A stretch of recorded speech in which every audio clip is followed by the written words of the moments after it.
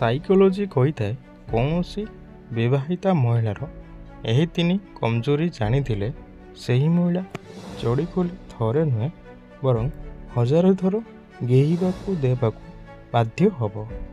ଯଦି ଆପଣ କୌଣସି ସୁନ୍ଦରୀ ବିବାହ ମହିଳା ସହିତ ଶାରୀରିକ ସମ୍ପର୍କ ରଖିବାକୁ ଚାହୁଁଛନ୍ତି, ପ୍ରଥମେ ତାଙ୍କର ଭଲ ସାଙ୍ଗଟିଏ ହେବାକୁ ଚେଷ୍ଟା କରନ୍ତୁ। ଦ୍ୱିତୀୟରେ, ଯଦି ଟଙ୍କା, ପ୍ରେମ ଓ ସେକ୍ସ ଏହି ତିନୋଟି ମଧ୍ୟରୁ ଗୋଟିଏ କମିଥାଏ, ତାହେଲେ ଆପଣ ତାହା ପୂରଣ କରି ତାଙ୍କ ହୃଦୟକୁ ଜିତନ୍ତୁ। ଆପଣଙ୍କ କାମ ହୋଇଯିବ। ସାଇକୋଲୋଜି କହିଥାଏ ଯେଉଁ ମହିଳା ନିଜ ଛାତିକୁ ପୁରାପୁରି ଢାଙ୍କିକି ରଖିନଥାନ୍ତି, ତେବେ ଏହିଭଳି ମହିଳାମାନେ ସବୁଠାରୁ ଅଧିକ ଫ୍ରେଣ୍ଡଲି ଓ ଅଧିକ ଖୋଲା ବିଚାରର ହୋଇଥାନ୍ତି। ସାଇକୋଲୋଜି କହିଥାଏ ଯେଉଁ ମହିଳା ବା ପୁରୁଷ ଜଣେ ଜଣଙ୍କ ପ୍ରତି ପ୍ରଭାବିତ ହୋଇଥାନ୍ତି, ତେବେ ସେମାନେ ଉଭୟଙ୍କ କଥାକୁ ବି ସମର୍ଥନ କରିଥାନ୍ତି। ସାଇକୋଲୋଜି କହିଥାଏ ପୁରୁଷ ପ୍ରେମ ଖୋଜିଥାଏ, ସ୍ତ୍ରୀ ପ୍ରେମରେ ବୁଡ଼ି ରହିଥାଏ। ତେଣୁ ପ୍ରେମରେ ଖୋଜିବା ମହତ୍ତ୍ୱପୂର୍ଣ୍ଣ ହୋଇନଥାଏ, ବରଂ ବୁଡ଼ି ରହିବା ମହତ୍ତ୍ୱପୂର୍ଣ୍ଣ ହୋଇଥାଏ।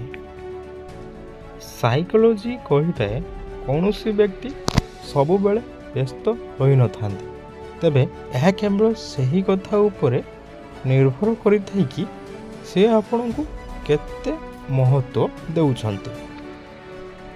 ସାଇକୋଲୋଜି କହିଥାଏ ଯଦି ପୁରୁଷର ଲିଙ୍ଗ 2 ଇଞ୍ଚ ଲମ୍ବା ହୋଇଥାଏ ଓ ସେହି ପୁରୁଷ ସେକ୍ସ ପୋଜିସନ୍ ବିଷୟରେ ଭଲ ଜ୍ଞାନ ରଖିଥାଏ, ତେବେ ଏହା ମହିଳାମାନଙ୍କୁ ସନ୍ତୁଷ୍ଟ କରିବା ପାଇଁ ପର୍ଯ୍ୟାପ୍ତ ହୋଇଥାଏ। ସାଇକୋଲୋଜି କହିଥାଏ ନିଜ ସୀମାରେ ରହିବା ଦ୍ୱାରା କେବେ ବି ସଫଳତା ମିଳିନଥାଏ। ବେଳେବେଳେ ସଫଳତା ପାଇବା ପାଇଁ ନିଜ ସୀମାକୁ ବି ପାର କରିବାକୁ ପଡ଼ିଥାଏ।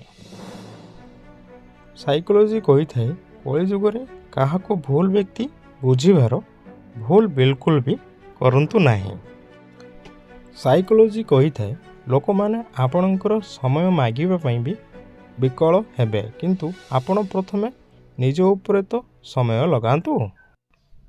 ସାଇକୋଲୋଜି କହିଥାଏ ଏଠାରେ ସମସ୍ତେ ନିଜ ନିଜ ଭିତରେ ବହୁତ ଚାଲାକ ଅଟନ୍ତି।